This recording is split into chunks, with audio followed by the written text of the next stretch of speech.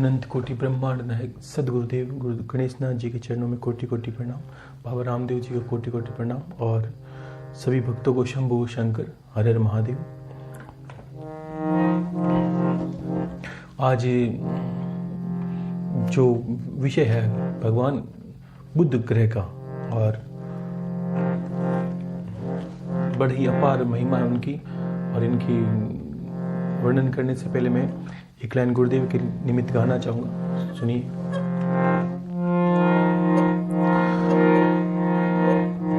हो सतगुरु आयो तेरो दास, रख ले चरणा के तू पास। हो सतगुरु आयो तेरो दास, रख ले चरणा के तू पास। आपा दोनों को काम निकल जासी। हो आपा दोनों को काम निकल जासी। तने नौकर मने नौकरी मिल जासी। हो तने नौकर मने नौकरी मिल जासी। हो सतगुरु आयो तेरो दास, रख ले चरणा के तू पास। आपा दोनों को काम निकल जासी। तने नौकर मने नौकरी मिल जासी। घना ही भगत थारी हाजरी बजावे। देख जिन्हानु हारो मन हर्षावे। हो घना ही भगत थारी हाजरी बजावे। देख जिन्हानु हारो मन हर्षावे। हो एक और रख ले तो के घट जासी। हो एक और रख ले तो के घट जासी। तने नौकर मने नौकरी मिल जासी। हो तने नौकर मने नौकरी मिल जासी। गुरुदेव के चरणों में कोटि कोटि प्रणाम और सभी गुरु भाई बहनों को जय गुरुदेव, हर हर महादेव, शंभु शंकर।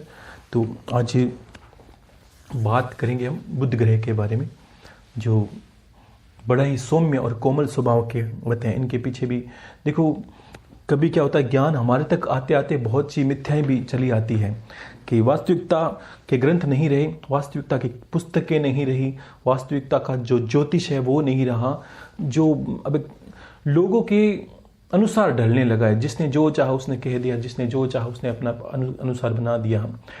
कितने लग्नों में कितनी सत्य बताऊं तो नियमों में चलने से यही हिंदुस्तान था, यही लोगों जिसको कहते हैं सनातन धर्म था, जिसमें एक शादी का विवाह ऐसा अटल होता था कि 7 जन्मों की कसमें खाते हैं और 7 फेरों में ऐसे मतलब क्रियाएं होती है जिसमें माना जाता है कि हम पति पत्नी 7 जन्मों में बंधे होते हैं प्रेम के रिश्ते में। आज 7 दिन नहीं रुकते, क्योंकि कहने वाले, सुनने वाले और जिन्होंने क्रिया कराई उन्हें सबकी बुद्धि मलिन कर दी। समाज क्यों मलिन है? कि समाज की बुद्धि ही मलिन है। और बुद्धि क्या है? कि बुद्धि ही बुध ग्रह है। आपकी बुद्धि कुकर्म की तरफ जाती है, इसका मतलब आपका बुध का प्रभाव है। आपका सही रास्ते पर आप जाते नहीं हो, परिवार के बच्चे सही रास्ते पर नहीं जाते, आप नहीं जाते, कोई नहीं जाता। इसका कारण क्या है कि बुध, आप देखा ना कि जिस ग्रह के बारे में बात कर रहा हूं, आपको ऐसा लगेगा गुरुदेव बिल्कुल समाज में इसकी ऐसा लगता है इसी पूरे समाज को ये ग्रह का दोष है। तो बिल्कुल है, इसी वजह से ऐसी क्रियाएं होती है, हर एक को दोषी हो जाता है। कुछ लोग तो ये मान बैठे हैं कि मेरी कुंडली में दोष है, इसका अर्थ ही दोष है। नहीं, इसका अर्थ ये तो कुंडली के अनुसार आपने देख के बता दिया कि हाँ बिल्कुल ये ग्रह दोषित है, इस ग्रह का उपाय करिए। अन्यथा आप खुद सोचोगे सभी ग्रहों को अध्ययन करने के बाद कि सब के सब ग्रह दोषित हैं, कि ग्रहों के अनुकूल हम चले ही नहीं कभी जीवन में। ये है। और जो बुद्ध भगवान हैं, इनका प्रादुर्भाव के पीछे भी अलग अलग मिथ्याएं, किस तरह की कथाएं है, देखिए आप जो कथाएं पढ़ोगे आप, उसमें ये आएगा कि देव गुरु बृहस्पति थे, इनकी पत्नी का नाम था तारा, और चंद्रमा ने इनकी पत्नी का हरण कर लिया, और इनकी तारा और चंद्रमा के संयोग से जिसकी पुत्र की उत्पत्ति हुई उस ग्रह का नाम बुध है। ऐसा कहानी में है। अब आपको थोड़ा सा विस्तार में समझना है कि बृहस्पति देव क्या है और चंद्रदेव क्या है। चंद्रदेव एक आकर्षक ग्रह है, यानी चंद्रमा कितना सुंदर लगता है, पूर्णिमा की चंद्रमा कितनी औषधियों को खिलती है चंद्रमा को देखकर, और कितना प्रभावशाली, कितना सुंदर। सूर्य को हम देख नहीं सकते आंखों की दृष्टि से, उदय होते वक्त देख सकते हैं या अस्त होते वक्त, अन्यथा इसका प्रचंड रूप देख नहीं सकते हम। लेकिन चंद्रमा को हम जब देखते हैं कितना सुंदर लगता है चंद्रमा को देखना, चांदनी रूप जो रात होती। सत्य में ये चंद्रमा ऐसा ही है, हर किसी का मोह लेता है। अब वास्तविकता क्या, ये सुनिए। वास्तविकता ये है कि तारा पत्नी है बृहस्पति गुरुदेव की, बृहस्पति देव जो ग्रह है उनकी पत्नी का रूप नाम है, और चंद्रमा को पसंद करती है। इसका अर्थ क्या है, वो चाहती है कि जब उनके अंदर गर्भ में पुत्र की उत्पत्ति हुई थी, पुत्र था उनके गर्भ में, उस वक्त उन्होंने कामना, हर कोई माँ कामना करती है कि अगर कोई माँ है तो वो सोचे कि मेरा लड़का कृष्ण भगवान की तरह हो, मेरा ऐसा हो, मेरा ऐसा हो। ऐसी कामनाएं एक बार की थी रुक्मणी जी ने कृष्ण भगवान के सामने कि मेरा पुत्र मैं चाहती हूँ भगवान आपके जैसे सुंदर आकर्षक हो। तो उनके पुत्र हुआ था प्रद्युम्न, जो साक्षात कामदेव का स्वरूप था। तो क्योंकि कामनाएं बनाती है, रूप स्वरूप को माँ किस रूप में उसको देखती है, किस देवता, इसीलिए बोला गया हिंदुस्तान में कि जब भी हम गर्भवती महिला, उनको अच्छे अच्छे चित्रण देखने चाहिए, अच्छी अच्छी कथाएं सुननी चाहिए। एक संस्कार होता है गर्भाधान संस्कार, यानी 5वें महीने के बाद जो भी माता कार्य करती है, 5वें महीने के बाद सब के सब बच्चा ग्रहण कर लेता है। जैसी भावना है उसकी मलिनता की वो ग्रहण कर लेता। अन्यथा तो कुछ कहते हैं, लेकिन अन्यथा सत्य बात यह है कि गर्भ धारण करने के बाद आपको स्त्री से दूर ही रहना चाहिए। तो सत्य में पुरुष योगी बचपन में उसकी जो जन्म देने की कला है वो भी योग के अंदर चली जाती है। इतना दूर रहना चाहिए। गर्भ धारण करने के बाद आजकल तो भोग विलासिता शोक हो गया, शोक नहीं है, ये प्रयोजन था। शास्त्रों में एक प्रयोजन बताया गया है कि जब संतान उत्पत्ति कारक आपकी कामना हो तब आपको पत्नी से संयोग करके पुत्र की प्राप्ति करनी, ये ऐसा था, ना कि शोक था। पैसे एक जरूरत नहीं, जरूरत थी कि रोटी कपड़ा मकान एक सामान्य जरूरत है, इसको आपने लालच बना लिया तो वही भोग की लालसा हो गई। समाज में 2 चीजें आपको देखने में मिलेगी पूरे समाज में, हर जगह, एक भोग विलासिता और दूसरा है रुपयों की अंधी दौड़। इसके अलावा समाज में कुछ भी नहीं है। अगर मिले तो गुरु भाई जी को हम मैसेज करता कि इसको कुछ अलग से मिल गया है। 2 दौड़ के पीछे मरे जा रहे इंसान। स्त्री के रूप को बस इतना ही समझ लिया, प्रेम का आधार ही भोग विलासिता हो गया। वो पत्नी को एक भोग की सामग्री समझने लगे, स्त्री का स्वरूप ही ऐसा देखने लगे कि स्त्री एक भोग की स्वरूप है। ऐसा नहीं है। आपको प्रेम रखना, प्रेम का अर्थ भोग विलासिता से नहीं होता कभी भी। पुत्र संयोजन के वक्त, मतलब ये संतान उत्पत्ति का अगर भावना होती तब जाके भोग का विषय होता, या पति पत्नी का संयोग होता। और अन्यथा ठीक है, अगर संयमवादी पुरुष हैं तो संयम भी धारण करना। कुछ लोगों ने प्रश्न किया गुरुदेव ब्रह्मचर्य इस तरह, अगर कोई इंसान पत्नी से दूर रहे, स्त्री से दूर रहता है और मन में उसके ख्यालों में भी स्त्रियों का कामना आती है तो वो ब्रह्मचारी, अगर उसको समझना ही मूड बातें हैं, ऐसा ब्रह्मचारी नहीं होता। ब्रह्मचारी तो अर्थ होता है साधनाएं करते हैं, तब देखिए विशेषता होती है। काफी लोग ऐसे मिलेंगे जो साधना करते हैं और ब्रह्मचर्य उनका खंडित हो जाता है। वो सोचते हैं कि मैं तो पत्नी से दूर हूं या स्त्री से दूर हूं। तो मूर्ख हैं आप, नहीं समझे इसका तात्पर्य। क्योंकि कामना है आपको, जिसको बोलते हैं स्वप्न दोष वगैरह, ऐसी क्रियाएं इंसानों के साथ, स्त्रियों के साथ हो जाती। क्यों होती है? क्योंकि कामनाएं बाहर निकलती है उस वक्त। हम जबरदस्ती करते हैं, शरीर के साथ जबरदस्ती करेंगे वो कार्य शरीर जबरदस्ती करवाएगा हमें। हम नींद नहीं लेना चाहते, नींद आएगी। क्यों? कि हमारे अंदर ऐसी अभी तक भरा क्या है हमने, जन्म लेने के बाद अभी तक हमने ऐसी ही क्रियाएं, ऐसी ही मलिनताएं भरी है। इसलिए हम बोलते हैं कि मंत्र करते हुए आलस्य आता है, क्योंकि अभी करना तो शुरू किया है। अभी अंदर तक जाएगा, मंत्र जाएगी, क्रियाएं जाएगी, आपका चरित्र जाएगा कि जैसी होगी दृष्टि और वैसी होगी सृष्टि। अगर स्त्री को प्रेम के भाव से देखते हो तो अलग स्वरूप हो गया, भोग की दृष्टि देख हो तो आपकी मलिनता निश्चित है। तो ऐसा नहीं कह सकते कि नहीं तुम्हें तो ब्रह्मचारी हो, आप हो सकते हो। ईश्वर अंदर के भाव को जानता है, बाहर के भी जानता है। तो ऐसा स्वभाव में परिवर्तन आ गया कि समाज क्यों भ्रष्ट है कि बुध ग्रह का भयंकर प्रभाव है, तो इसलिए समाज की बुद्धि भी भ्रष्ट है।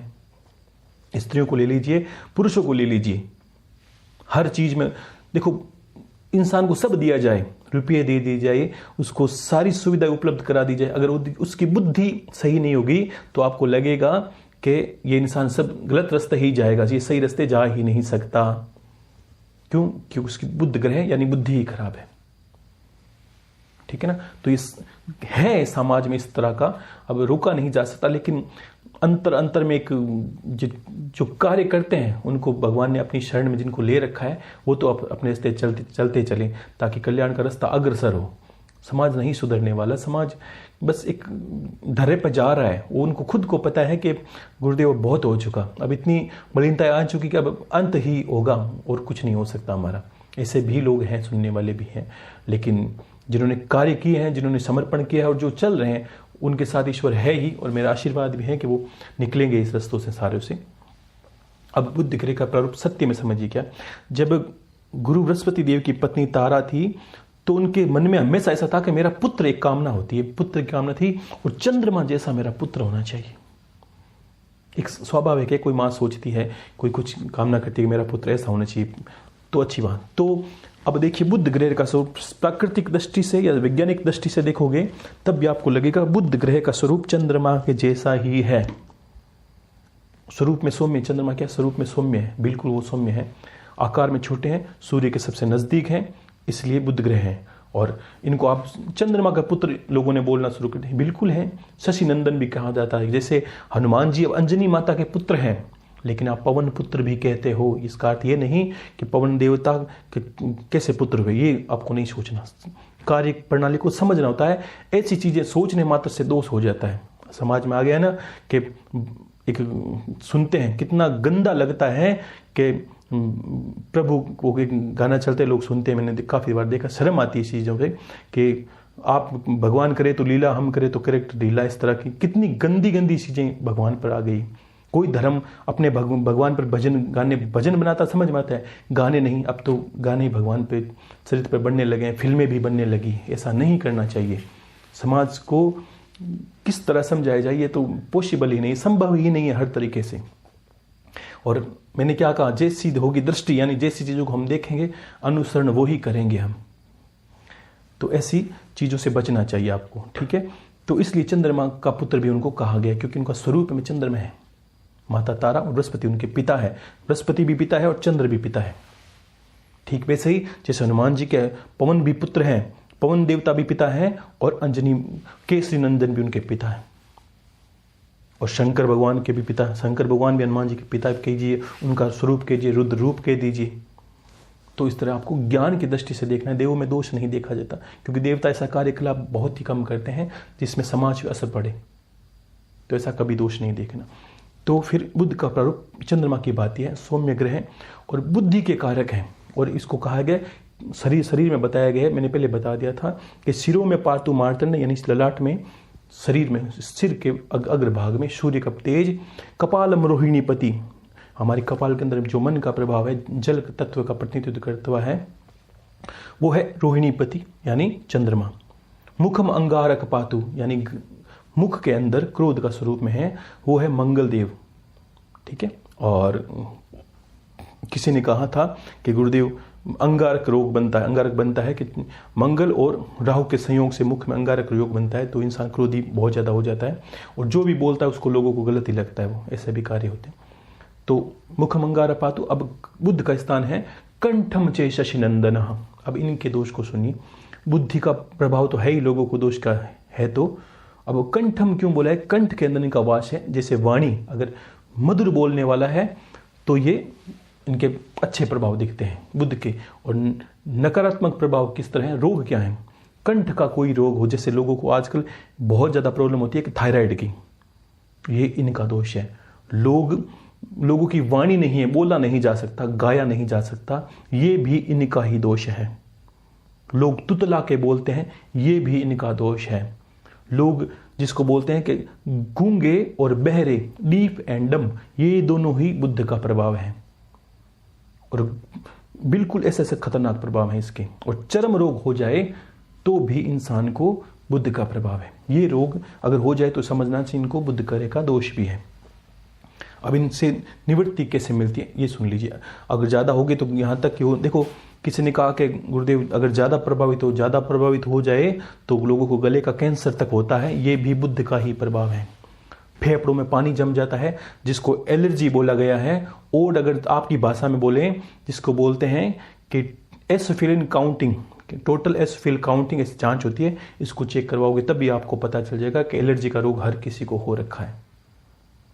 तो भी ये बुध ग्रह का प्रभाव है। आपको इनसे भी पता चल जाता है कि हाँ बुध का प्रभाव है। तो अब देखो, इसमें सभी चीज़ों में दवाएं नहीं लगती, और हमें लगती है तो हमें रोजाना खानी पड़ती है। तो आप औषधियों या दवाइयों का प्रयोग करें, उससे पहले ये कार्य करें ताकि आपको औषधि फलित हो, अन्यथा फलित होती नहीं। इसका कारण ये हो जाता है। तो दूसरा आपको करना इनमें क्या है कि पहले तो इनकी सामग्री को याद रख लीजिए कि अगर इनके निमित्त जो सामग्री होती है वो होती है, एक हरा रंग इनका प्रतिनिधित्व करता है। हरा रंग क्या हो गया कि मूंग की दाल, जो मूंग होते हैं, जो खिचड़ी वगैरह बनाते हैं, उसमें मूंग है, इनका प्रतिनिधित्व करता है। और इनको आप गणेश भगवान के मंदिर में पूजा करते हैं। इनका इष्ट देव जो बताया गया है, बुध के स्वामी है गणपति भगवान गणेश। कितने सौम्य, और गणपति ही, मैंने कहा था कि गणपति ही 5 देवों में इष्ट भी हैं लोगों के। इनकी भजन अर्जन से मुक्ति और मोक्ष भी पाया जा सकता है।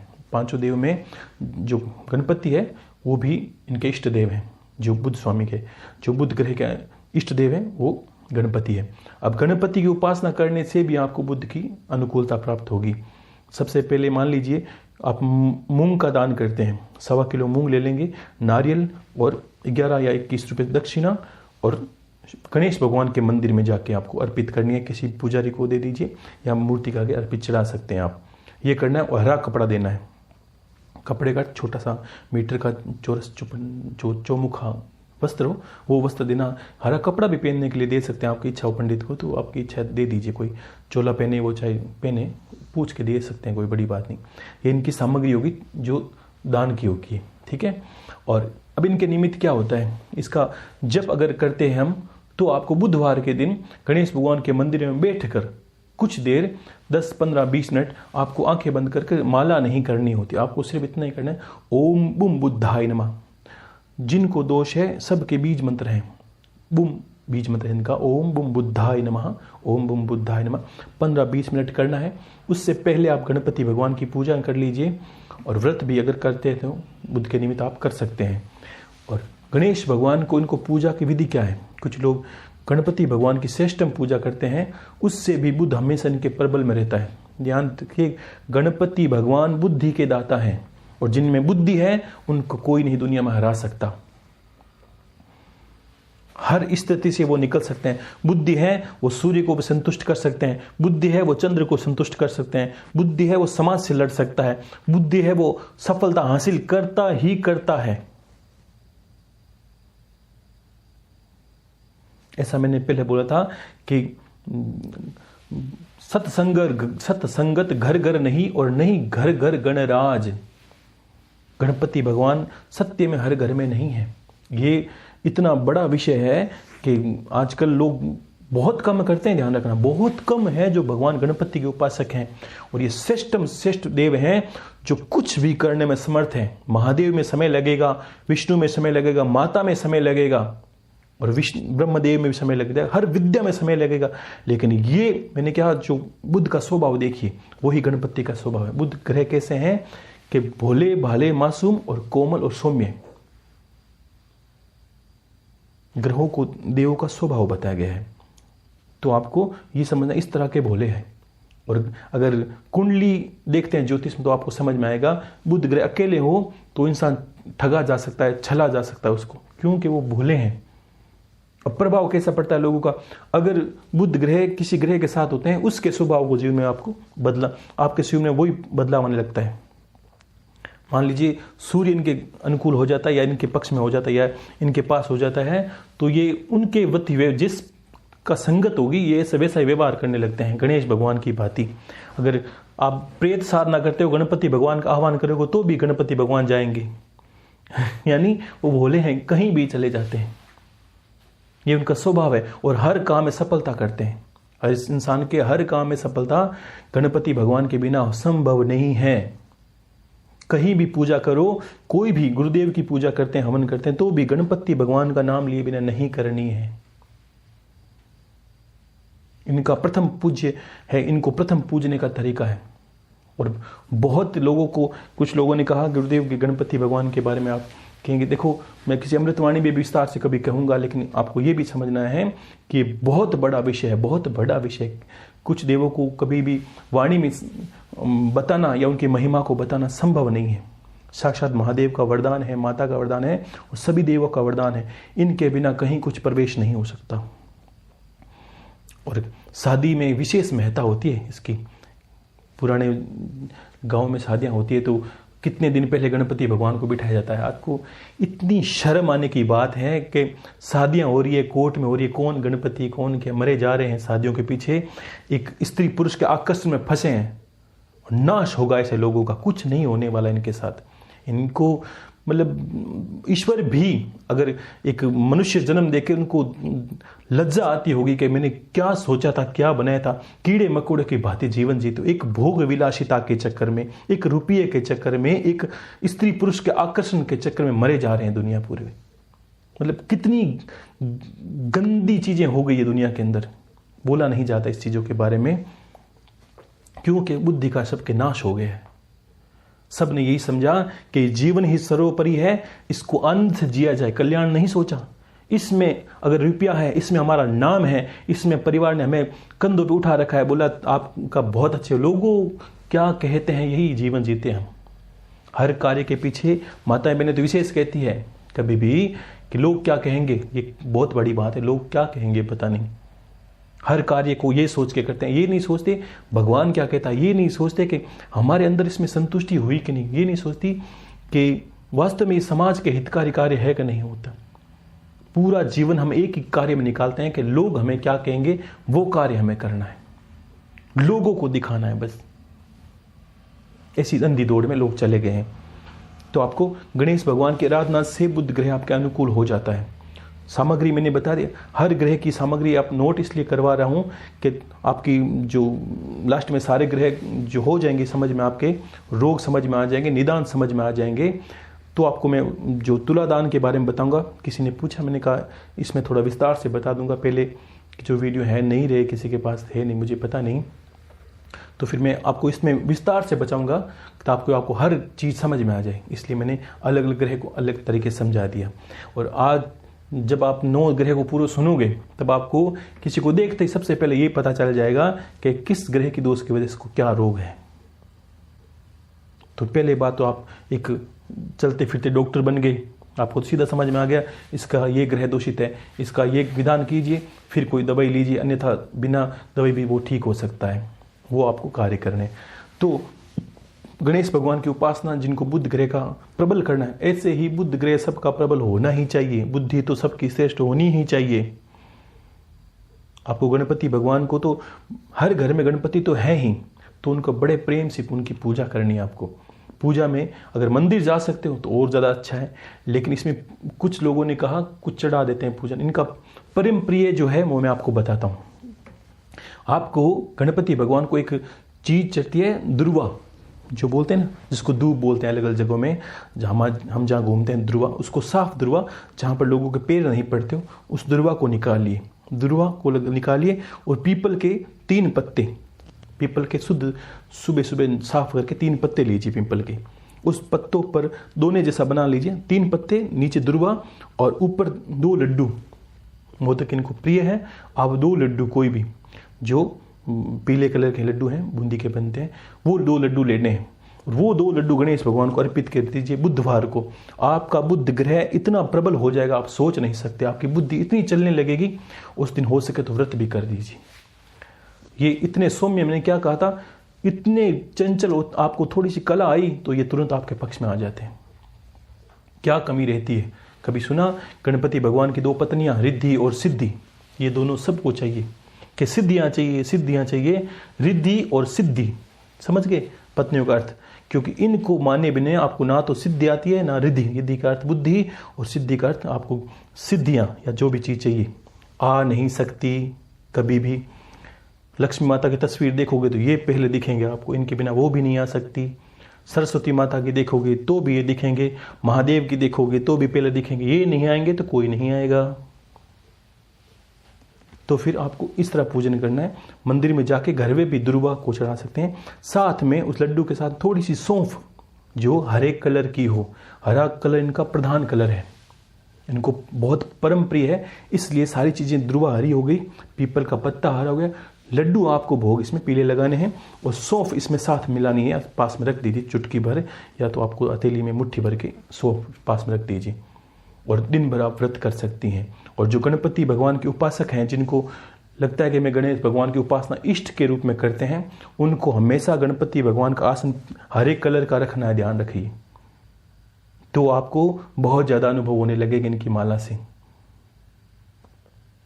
और गणपति भगवान का मंत्र उपासना जो इष्ट के रूप में करते हैं, ओम गम गणपति मंत्र सर्वसिद्ध मंत्र है, किसी को पूछने की आवश्यकता नहीं है, ये स्वतः ही सिद्ध है, क्योंकि ये अग्रणी है।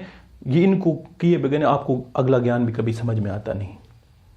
और इनके शुभ लाभ 2 पुत्र हैं, लिखते हैं लोगों ने घरों पे अगले, शुभ और लाभ गणपति भगवान, यानी शुभता तो सारी इनकी ही है, आपको समझ में आ जाना चाहिए। और ये नहीं आए तो कुछ भी नहीं आया, सब कुछ आ गया। और बुद्धि नहीं आई तो समझ लीजिए सब खत्म हो जाएगा, सब चला जाएगा जो है वो। और कम आया और बुद्धि आई तो आपको सब भी आ जाएगा। किसी भी साधना, किसी भी पद्धति, किसी भी पूजा पाठ हवन, इनका तो होना ही चाहिए। और सबसे गुस्सा मुझे इसलिए आता है कि सबसे श्रेष्ठ होता है इंसान के जीवन में शादी विवाह का समारोह। और आज तो किस तरह के बच्चियां लड़के हो गए हैं, पता नहीं किन को, बस एक प्रेम प्रसंग है, प्रेम नहीं है वो, सत्य बताऊं, एक शारीरिक आकर्षण है। और उसका परिणाम आपको कुछ दिनों में देखने मिल जाएगा। वही दुख पाएंगी, वही रोएंगी, चिल्लाएंगी। क्यों? कि समाज में सुंदरता का स्वरूप है। अगर सुंदरता होती तो भगवान श्री कृष्ण सुंदर होते।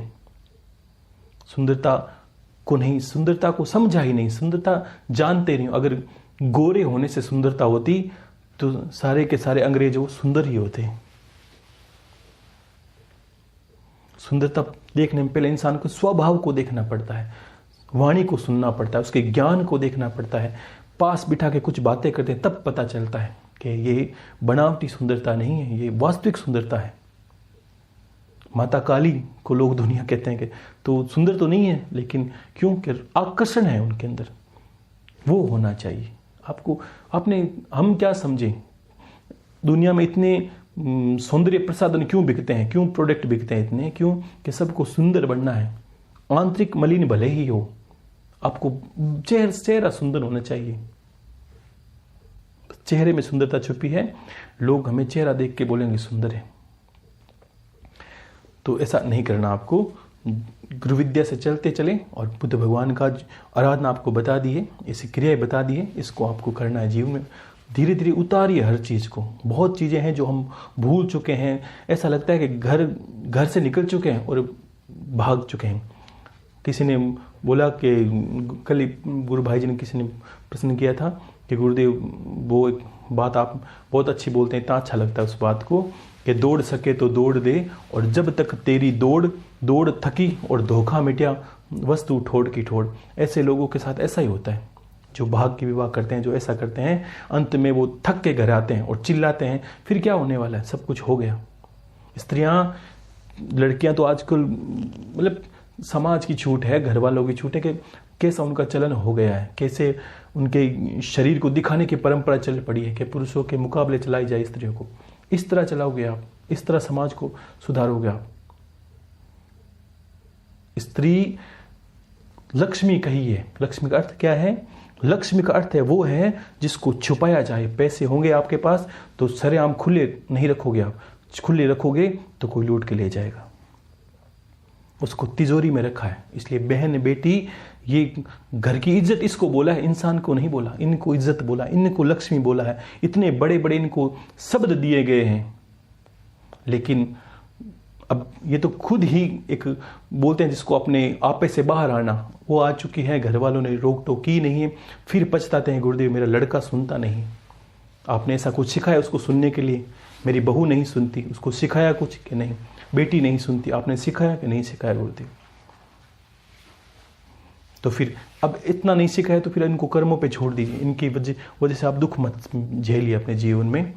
और इस बात को इसलिए मैंने बोला था कि दौड़ सके तो दौड़ ले, और जब तक तेरी दौड़ थकी धोखा मिटा और वस्तु ठोड़ की ठोड़। इस कथा मैं समझाऊंगा, आपको समझ में आएगा कि ये बात क्या थी। वास्तव में क्या है कि एक विष्णु भगवान का एक भक्त था और परम भक्त था। अब भक्त भी किस तरह कि भगवान की भक्ति नहीं करता, उसको भगवान पसंद थे और कारणवश ये थे कि उसके बहुत गरीबी दरिद्रता थी। उन्हें पता है कि विष्णु भगवान की आराधना उपासना की जाए और पूरे घर में पैसे हो जाए किसी करके। तो इतनी दुख दरिद्रता उसने देखी थी, उसके मन में एक ही विचार आ गया, ईश्वर की आराधना करनी है और रुपया हासिल करना है, बस कैसे ही करके बस रुपया होना चाहिए और भगवान प्रसन्न होकर मुझे भूमि दान दे दे, मुझे रुपया पैसा दे दे। उसके घर पर भूमि नहीं थी रहने के लिए। यहाँ से कहानी शुरू हुई थी। क्यों? और उसके बाद क्या हुआ कि उसने विष्णु भगवान की आराधना शुरू की। 10 से 15 वर्ष लगे उसको आराधना में। और सत्य में कि आज भी 10-12 वर्ष अगर कोई अन्य वर्ष साधना करे तो ईश्वर के साक्षात्कार हो जाते हैं। लेकिन साक्षात्कार के लिए ऊर्जा चाहिए। किसी भाई ने बीच में भी एक प्रसन्न गुरु भाई जी ने कहा था कि किया था कि नाम मैं जानता नहीं हूँ, इन्होंने गुरु भाई जी को ऑडियो में कहा था कि वो गणेश भगवान के उपासक भी हैं, उज्जैन के हैं वो, तो मैं उनको कहना चाहता हूँ। उन्होंने कहा था कि मैं कुल देवी की माता का उपासना करता हूँ, गुरुदेव और गणेश भगवान मेरे इष्ट हैं और मैं आपको सुनता हूँ और सारी भक्ति भाव भी करता हूँ। मुझे माता कुल देवी को साक्षात्कार करना है। हाँ, कर सकते हैं आप। देखिए, भक्ति को समझना होता है। देखो, पहली बात, साक्षात्कार स्वरूप करने के लिए आपको एक ऐसी ऊर्जा क्षेत्र का चयन करना होता है जहां एकांत हो। विहड़ का अर्थ ये नहीं कि शमशान, इस एकांत मतलब बहुत कम। एकांत के बिना कोई भी साधना सिद्ध नहीं होती। साक्षात्कार के लिए देवी ऊर्जा वहां प्रवेश करती है जहां आपके अलावा कोई ऊर्जा थी, ना होगी, ना रहेगी। आपने देखा बड़े संत होते हैं जो वास्तव में वो जल्दी से पैरों को नहीं छूने देते, अलग रहते हैं। क्यों? इसका कारण क्या है? परिवार होता है फिर भी वो साधना के लिए एकांत चूज करते हैं, फिर परिवार में जाते हैं। मैंने जीवन में ऐसा ही किया था और कर भी रहा था कि एकांत जाना है साधनाओं के लिए, गुरुदेव की पूजा के लिए एकांत। वो मेरा एकांत विषय होगा, तब ही आपको सारे अनुभव होंगे, अन्यथा कभी अनुभव नहीं होगा। अन्यथा शुभता तो होगी, आप चाहते हो प्रत्यक्षीकरण। उन्होंने कहा था प्रत्यक्षीकरण के लिए आपको ऐसी जगह का चयन करना होता है कि जहां आपको किसी के पास बैठना नहीं होता, किसी के हाथ का खाना नहीं खाना होता है। इसलिए सन्नाथ संप्रदाय में संत बड़े बड़े होते हैं जो उन्होंने अपने आप का खुद भोजन बनाते हैं, खुद खाते हैं, एकांत में रहते हैं जब तक उनकी साधना पूरी नहीं हो जाती। और देवी ऊर्जा उस वक्त उनको साक्षात्कार हो जाता है। छोटे मोटे अनुभव तो कभी भी होते हैं, माता के हो आज भी हो जाएंगे। प्रत्यक्षीकरण के लिए आपको इसमें बहुत समय लगता है कि आपका ऊर्जा बल कैसा है, आपकी साधना पद्धति कैसी है, वो सब मायने रखती है। हम घर में कक्ष में बैठ जाते हैं और कहते हैं कि यहाँ देवी प्रत्यक्ष आ जाए, वो संभव नहीं है। उसमें आपको शरीर में जब स्वप्न अवस्था में जाते हैं तब जाके उनको साक्षात्कार हो जाता है। क्यों? कि हमारी शरीर की ऊर्जा का बल इतना है नहीं अभी तक कि देवी ऊर्जा को इस आंखों से देख सके। उदाहरण देता हूं, अर्जुन भगवान कृष्ण के पास था और भगवान को अंत में गीता सुनने के बाद बोला कि भगवान मैं आपके विराट स्वरूप को देखना चाहता हूं। तो भगवान ने कहा अर्जुन तुम्हारी आंखों में वो क्षमता नहीं है इतनी सुनने के बाद, और अर्जुन जैसा प्रचंड ज्ञानी इतना क्षमता नहीं है कि तू मेरे उस स्वरूप को देख सके। ले मैं तुझे दिव्य दृष्टि देता हूं। दिव्य दृष्टि क्या होती है ये समझिए आप। ऐसा नहीं कि आजकल जो भूत पिशाच पकड़ रहे हैं उनकी दृष्टि वो मलिन दृष्टि, ऐसा कुछ नहीं कि भूतों को ही भूत दिखते हैं, ये समझ लेना आप, और देवों को ही देव दिखेंगे। आप एकांत जाते हो साधना करोगे तब आपके अंदर देवी मंत्रों से, ऊर्जा से, संचार से आपके अंदर ऐसी ऊर्जा का विस्तार होगा धीरे धीरे कि आपको कहीं भी हरकत होगी देवी शक्तियों की तो आपको से आंखों से दिखने लगेगी, सीधा सीधा खुली आंखों से। उसी वक्त देवी आपके सामने दर्शन देती है जब प्रकाश में स्वरूप में और ऊर्जा में आप बात कर सकते हो, आप देख सकते हो, वरदानित अवस्था में हर चीज में आप उस पारंगत हो सकते हो। लेकिन उसमें ऐसी आजकल समाज में सुविधाएं है नहीं। अगर आपके पास बनती है तो आप कर सकते हैं, तो ध्यान रखना। तो क्या हुआ, इस बात को मैंने प्रश्न है इसलिए बीच में लिया, अब आपको समझिए उस बात को कहता हूं। उस भक्त ने क्या किया, जो विष्णु भगवान का भक्त था, उसने रुपयों की बड़ी दौड़ और जमीन की बड़ी दौड़, संपत्ति की बड़ी दौड़ को लेकर सोचकर और भगवान विष्णु की आराधना शुरू कर दी। और करते करते 2 वर्ष, 5 वर्ष, 10 वर्ष बीते और भगवान उनके सामने प्रत्यक्ष हो गए। नारायण साक्षात चतुर्भुजाधारी प्रत्यक्ष हुए और भगवान ने कहा बोल भाई भक्त क्या चाहता है मुझसे। तो देखो मैंने क्या था, जैसी गुरु मस्तिष्क में बीज डालता है आपके अंदर वही वट वृक्ष जन्म लेता है। अगर मैं आपको लालच के, लोभ के, ये कर लो उससे ये हो जाएगा, ये कर लो उससे ये हो जाएगा, तो आपके अंदर वैसा ही पेड़ पनपने लगेगा और कल्याण का रास्ता आपके लिए आंखों से ओझल हो जाएगा। ऐसे गुरुओं की भीड़ में नहीं जाना। सब चीजें करने का बोले और हर बात पर ये बोले कल्याण का रास्ता ध्यान रखना, उसी गुरु के पास जाना है। ऐसा ही गुरु होना चाहिए आपके जीवन में। तो क्या करता है वो भक्त, 12 वर्ष करने के बाद, 10 वर्ष करने के बाद जब भी मान लीजिए नारायण प्रकट हुए तो कहा, भगवान मेरे पास पैसा नहीं है, रुपया नहीं है, मुझे इतनी जमीन, इतनी जायदाद दे दीजिए आप कि मेरी पुश्तें बस खाती रहे। मैं इतना संपत्ति चाहता हूं। अब देखो भगवान कैसे होते हैं। भगवान ने सोचा कि इसने 12 वर्ष साधना की है, ये भगवान के मन की बात बता रहा हूं। और भगवान को दुख हुआ कि 12 वर्ष साधना की है और मैं प्रकट हुआ हूं, लेकिन मेरी तुलना में ये संसार को कितना बड़ा मान रहा है। ऐसा नहीं कहा भगवान आपके दर्शन बड़े हैं, आप मिल गए, अब मुझे कुछ नहीं चाहिए। भगवान वो आपके मुंह से बुलवाना चाहते हैं, इसलिए आपको कल्याण के रास्ते पर अग्रसर करते हैं। तो भगवान ने कहा तू कुछ और मांग ले। इसका अर्थ क्या होता है, अपनी ओर इशारा करके बोल रहे थे, तू कुछ और काम ना कर, मतलब अपनी ओर हाथ करके बोलते थे। आप समझ रहे हो इस बात को कि तू कुछ और काम ना कर, तुझे वो देता हूं, तू बड़ा अच्छा भक्त है, बड़ा प्रेमी है। कह नहीं भगवान मुझे तो बस यही चाहिए, संपत्ति चाहिए, मुझे तो जमीन जायदाद पैसे चाहिए, बहुत बड़ी जमीन होनी चाहिए, इतनी बीघा, इतना गांव की जगह इतनी। तो भगवान ने फिर कहा तू नादान है, तू बस अपनी ओर इशारा करके फिर कहा तू कुछ और काम ना कर, तू कोई और चीज को देख जिसमें तेरा आकर्षण फंस जाए। लेकिन उसका आकर्षण कहाँ फंसने वाला था। भगवान इशारा कर रहे थे अपनी ओर कि तू मेरे रूप को देख तू पहला, और फिर तू काम ना कर और कुछ, क्यों मलिनता में उलझ रहा है। 12 वर्ष साधना की, ईश्वर ने बार बार चेताया। वो ऐसा थोड़ी कहेंगे तू मेरी काम ना कर, वो तो भक्त के बड़ी मन की बात है। तो भगवान ने कहा, थक हार गए थे। भगवान ने क्या, भगवान देना है तो दीजिए, नहीं तो मुझे बस आप ऐसे ही चले जाइए। तो विष्णु भगवान कहा नहीं, आया हूं तेरी भक्ति से प्रसन्न हूं, अब तुझे वरदान दिए मैंने कैसे जा सकता हूं, कितनी जमीन चाहिए बोलिए। और मैंने कहा था कि इंसान में जमीन और रुपयों पैसों की जो बोलते हैं कि 99 का चक्कर रहता है, ये 100 हो नहीं सकते कभी पूरे। तो उसने कहा भगवान मुझे तो बस आप बहुत जगह दे दीजिए। तो कहा कितनी दे दीजिए, बहुत कहा कितनी चाहिए। कि नहीं भगवान मुझे बहुत ज़्यादा चाहिए। कि तू ऐसा कर, भगवान ने कहा तू, मैं यहाँ खड़ा हूं और यहां से तू भागना शुरू कर, और जहां तू रुकेगा वहां तक जमीन तेरी और तेरा राज होगा वहां पर। और उस माया के अंधे इंसान ने भागना शुरू किया। अब माया के अंधा इंसान क्या करता है, भागता है। और वो भागा, इतना भागा कि उसकी सांस गले में अटक गई। यहां तक उसको लगा कि अब 2 कदम रखे तो मृत्यु होगी। कभी ऐसा भी हम समझते हैं कि इतना भागने से क्या होता, सांस चढ़ जाती है। लेकिन उसके फिर भी मन में वो कामना आई, 2 कदम और भाग लेता हूं, इतनी पीढ़ी खा लेगी, इतनी पीढ़ी करते। अंत में रुका नहीं, रुकने से पहले उसने सोचा बहुत बड़ी छलांग लगा लूं, ताकि जहां तक मैं रुकूंगा वहां जगह तो मेरी होगी। और उसने बहुत बड़ी छलांग लगाई, पत्थर से सर टकरा और उसकी मृत्यु निश्चित हो गई। जहां गिरा था वही जगह उसकी हो नहीं पाई। और भगवान बड़े दुखी मन से, तब संतों ने ऐसा कहा था कि दौड़ सके तो दौड़ ले, और जब तक तेरी दौड़ थकी, धोखा मिटे वस्तु ठोड़ की ठोड़। जगह वहीं की वहीं पड़ी है, वही दौड़ रहा था, पहले यहां था फिर वहां गया, मृत्यु निश्चित आएगी। तो ऐसी बात थी, इसको मैंने किसी गुरु भाई ने कहा था, तो मैंने थोड़ा विस्तार से कहा। तो फिर आप समझ गए होंगे बुद्ध भगवान की पूरी महिमा को, कि बुद्ध क्या है, बुद्ध ग्रह किस तरह है, इनकी कथा को समझ गए, इनकी उत्पत्ति को समझ गए हैं, और आप इसके दोषों को समझ गए हैं, और निवारण भी आप समझ गए हैं। और सामग्री वो लिख लीजिए। आपको थोड़ी छोटी चीज़ें को ज्ञान होना चाहिए कि गुरुदेव यहाँ तक मैं पहुँच गया हूँ, आज मुझे ये ज्ञान है। तो मैं चाहता हूँ कि कभी भी आपको शरीर में व्याधि हो तब ये पता चल जाए इस वजह से है, इसका उपाय ये करें तो इसमें आसानी मिलेगी। और धीरे धीरे अपने ज्ञान को बढ़ाइए, विस्तार दीजिए। किस तरह ज्ञान को मथने का अर्थ क्या होता है कि आप लोगों को भी देना धीरे धीरे शुरू कर दीजिए। किसी को कोई उलझाए तो उसको समझाइए, ठीक है। और सबके मन में मैंने एक ही बात बोली थी कि गुरु का बीज डालिए।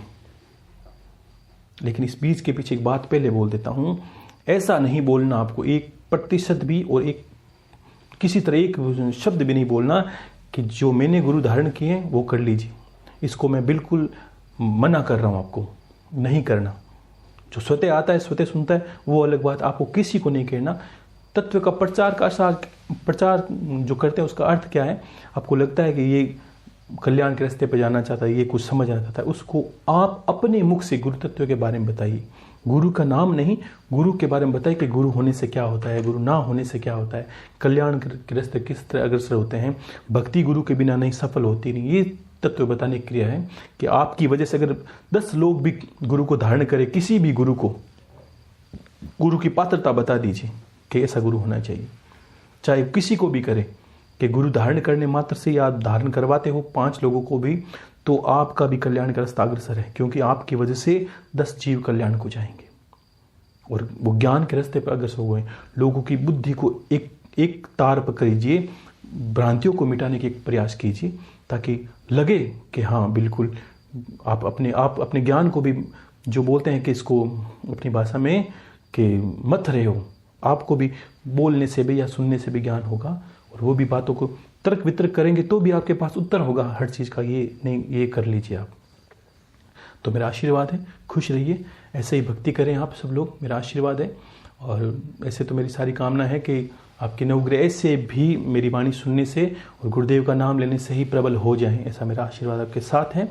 लेकिन ज्ञान होना चाहिए, इस होते में आपको बता रहा हूँ। जय गुरुदेव, हर हर महादेव, शंभो शंकर, शंभो शंकर।